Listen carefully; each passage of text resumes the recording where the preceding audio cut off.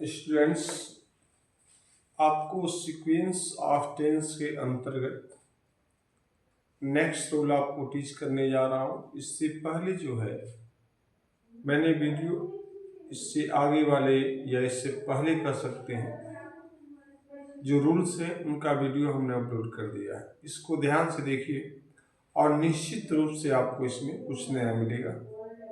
तो आपको complete sequence of जो टेंस की अगर आपको रूल्स चाहिए, वीडियो चाहिए, तो हमने अपलोड कर दिया लास्ट वीडियो। इसको ध्यान से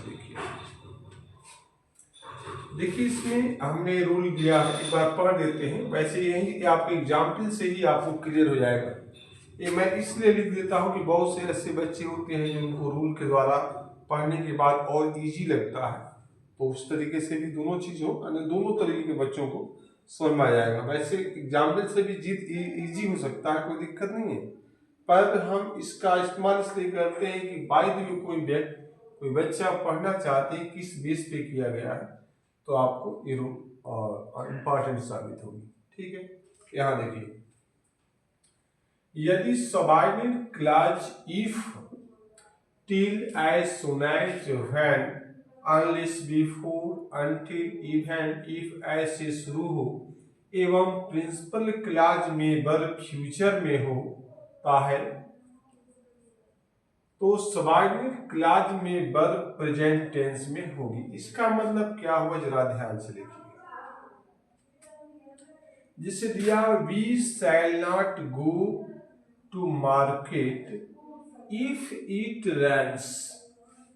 इसका मतलब क्या हुआ कि हम मार्केट नहीं जाएंगे यदि बारिश होती है या बारिश होगी। तो इसमें कहना यह है रूल के अनुसार कि जो हमारा सबऑर्डिनेट क्लॉज है, अगर इफ दिया है ना, एक कंडीशन दिए गए till as soon as when unless before until etcetera, तो इसमें जो कंजक्शन दे दिया गया है इफ, यदि जो है हमारा सबऑर्डिनेट क्लॉज इफ से शुरू है और उसमें जो सेंटेंस है वह प्रेजेंट इंडेफिनिट में है, तो देखिए इट सब्जेक्ट है, रेंस आपका इंडेफिनिट है, जुड़ा हुआ B1 में। तो इसमें दिया गया कि कंजक्शन से सबऑर्डिनेट क्लॉज शुरू हो और जो है वह प्रेजेंट इंडेफिनिट में हो, तो जो हमारी प्रिंसिपल क्लॉज होगी वह किसमें होगी, तो फ्यूचर में होगी। तो देखिए शैल नॉट और B1 दिया गया है, तो फ्यूचर में आपको दिया गया है। यही रूल यहाँ पे समझाया गया है कि सबऑर्डिनेट क्लॉज में वर्ब प्रेजेंट टेंस में आती है, तो हमारा जो ये प्रिंसिपल जो क्लॉज होगा, जो प्रिंसिपल क्लॉज होगा उसकी वर्ब जो होगी वो किस में होगी, तो फ्यूचर में होगी। किसका, प्रिंसिपल क्लॉज का।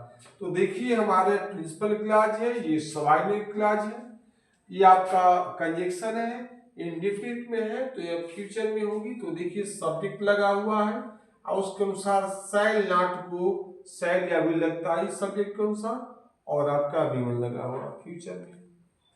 सेम प्रोसेस इसमें भी है, ही विल वेट, वह प्रतीक्षा करेगा, टील तक, सी कम्स, जब तक वह आती है या उसके आने तक वह प्रतीक्षा करेगा।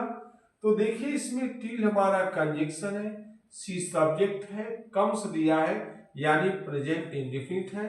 तो हमारा जो आपका प्रिंसिपल क्लॉज है या आपका विल वेट दिया गया है, यह किसमें है, फ्यूचर में है, फ्यूचर में होगा। राइट, यहाँ देखिए we will start as soon as the taxi arrive, यानी हम स्टार्ट करेंगे जैसे ही टैक्सी क्या करती है, अराइव्स, पहुंचती है, आती है। तो देखिए एज सून एज हमारा कंजक्शन है, द टैक्सी सब्जेक्ट हो गया, अराइव्स वर्ब की फर्स्ट फॉर्म में इस लगा हुआ है यानी प्रेजेंट इंडेफिनिट है। तो हमारा जो ये प्रिंसिपल क्लॉज दे दिया गया इतना, ये किसमें होगा, फ्यूचर में। तो देखिए will start, we will start future में है। बस ध्यान से देखना है, मुझे लगता है इसमें किसी भी प्रकार की दिक्कत नहीं आएगी आपको। अगला देखिए, यदि आई शैल नॉट गो, मैं नहीं जाऊंगा, बिफोर पहले, ही कम्स यानी जब तक कि वह आता नहीं, यानी उसके आने से पहले मैं नहीं जाऊंगा। तो देखिए इसमें बिफोर आपका कंजक्शन दे दिया गया, ही कम्स प्रेजेंट इंडेफिनिट हो गया आपका ये, और ये जो दे दिए आई शैल नॉट गो, ये हमारा क्या हो गया आपका फ्यूचर इंडेफिनिट हो गया। तो इसमें आपको बताया ही गया है कि आपका प्रिंसिपल क्लास फ्यूचर में होगा और जो सबऑर्डिनेट क्लास होगा वह किस में होगा, प्रेजेंट इंडेफिनिट टेंस में होगा। तो देखिए दिया हुआ है। अब आपको हम ये बताने जा रहे हैं कि इसी सेंटेंस को दूसरे तरीके से कैसे लिखा जा सकता है। आइए देखिए आप। तो देखिए जैसे कि आप ये देख रहे हैं, ये दिया है, पहले को हम समझाते हैं। दो दिन फोर दिया है, आपको 2-3 में ही समझ में आ जाएगा, बस इसको आप देखते रहिए। जैसे दिया we shall not go to market if it rains, इसको हम दूसरे तरीके से कैसे लिख सकते हैं, तो हम इसको ऐसे लिख सकते हैं।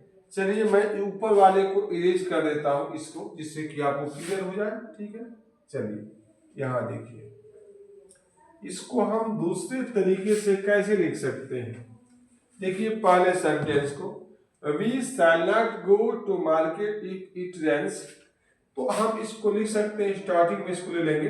जैसे हम लिखेंगे इस तरीके से कि if it rains, R-A-I-N-S, it rains, comma, we shall not go to market, or we shall not go to market। अब इससे हम आपको क्या समझाना चाह रहे हैं, दोनों में क्यों ऐसा हमने बताया, कुछ जरा ध्यान से सुनिए। इस वाले में क्या है कि प्रिंसिपल क्लास पहले है और सबऑर्डिनेट क्लास क्या है, बाद में है।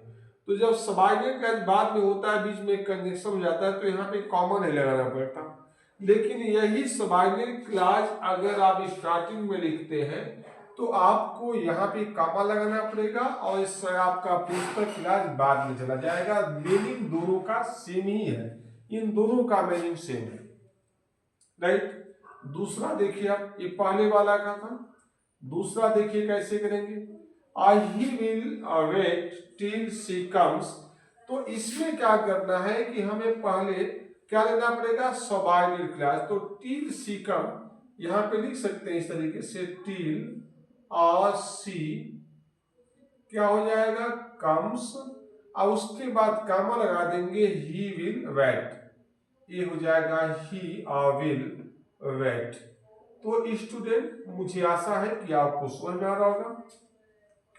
इसको देख लीजिए, we will start as soon as the taxi arrive. तो इसमें यहां से लेकर के इसको यहां करना है। हम यहां पे इस तरीके से कर सकते हैं, as soon as the taxi arrive, the taxi arrive, comma लगा देंगे और क्या हो जाएगा, वी विल स्टार्ट।